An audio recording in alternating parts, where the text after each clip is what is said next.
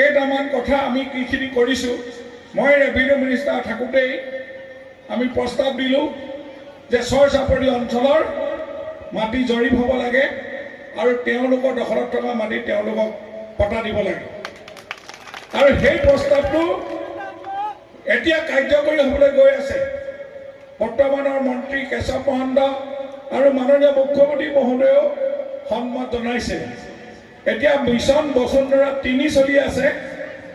Mission বসুন্ধৰা 4 চলাৰ লগে লগে আপোনালোকৰ ইয়াত ড্ৰোন উৰিব, ড্ৰোনেৰে চাৰ্ভে কৰিব কাৰ ঘৰত কিমান মাটি খেতি পথাৰ আছে কোনে, আৰু এইটো কৰি লগে লগে চাৰ্কুল অফিচাৰসকলে গভৰ্ণমেণ্টক জমা দিব।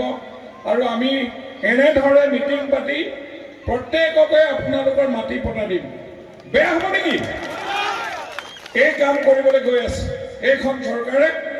আপোনালোকক আটাইতকৈ ডাঙৰ কাম মাটি, যাৰ মাটি নাই তাৰ ভেটি নাই, যাৰ ভেটি নাই তাৰ জাতি নাই। আমি যে জাতি মাটি ভেটি ৰক্ষা কৰিবলৈ গৈছোঁ, এইখন চৰকাৰে সেই কামটো কৰি আছে। কেইটামান কথা আমি কৃষি কৰিছোঁ। মই ৰেভিনিউ মিনিষ্টাৰ থাকোঁতেই আমি প্ৰস্তাৱ দিলোঁ যে চৰ চাপৰি অঞ্চলৰ মাটি জৰীপ হ'ব লাগে আৰু তেওঁলোকৰ দখলত থকা মাটি তেওঁলোকক পটা দিব লাগে। আৰু সেই প্ৰস্তাৱটো এতিয়া কাৰ্যকৰী হ'বলৈ গৈ আছে।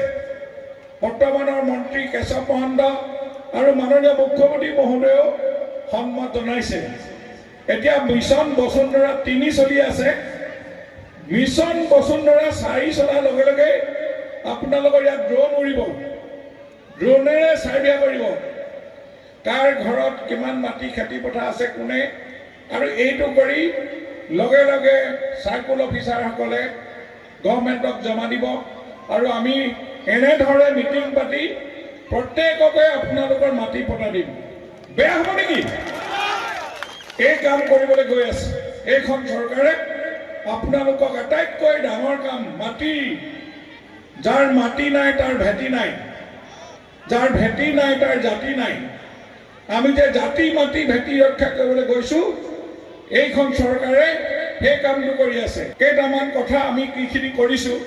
মই ৰেভিনিউ মিনিষ্টাৰ থাকোঁতেই আমি প্ৰস্তাৱ দিলোঁ যে চৰ চাপৰি অঞ্চলৰ মাটি জৰীপ হ'ব লাগে আৰু তেওঁলোকৰ দখলত থকা মাটি তেওঁলোকক পটা দিব লাগে। আৰু সেই প্ৰস্তাৱটো এতিয়া কাৰ্যকৰী হ'বলৈ গৈ আছে। বৰ্তমানৰ মন্ত্ৰী কেশৱ মহন্ত আৰু মাননীয় মুখ্যমন্ত্ৰী মহোদয়েও সন্মত জনাইছে। এতিয়া মিছন বসুন্ধৰা 3 চলি আছে। মিছন বসুন্ধৰা 4 চলাৰ লগে লগে আপোনালোকৰ ইয়াত ড্ৰোন উৰিব, ড্ৰোনেৰে চাৰ্ভে কৰিব কাৰ ঘৰত কিমান মাটি খেতি পথাৰ আছে কোনে, আৰু এইটো কৰি লগে লগে চাৰ্কুল অফিচাৰসকলে গভৰ্ণমেণ্টক জমা দিব। আৰু আমি এনেধৰণে মিটিং পাতি প্ৰত্যেককে আপোনালোকৰ মাটি পটা দিম। বেয়া হ'ব নেকি? এই কাম কৰিবলৈ গৈ আছে এইখন চৰকাৰে। আপোনালোকক আটাইতকৈ ডাঙৰ কাম মাটি, যাৰ মাটি নাই তাৰ ভেটি নাই, যাৰ ভেটি নাই তাৰ জাতি নাই। আমি যে জাতি মাটি ভেটি ৰক্ষা কৰিবলৈ গৈছোঁ, এইখন চৰকাৰে সেই কামটো কৰি আছে।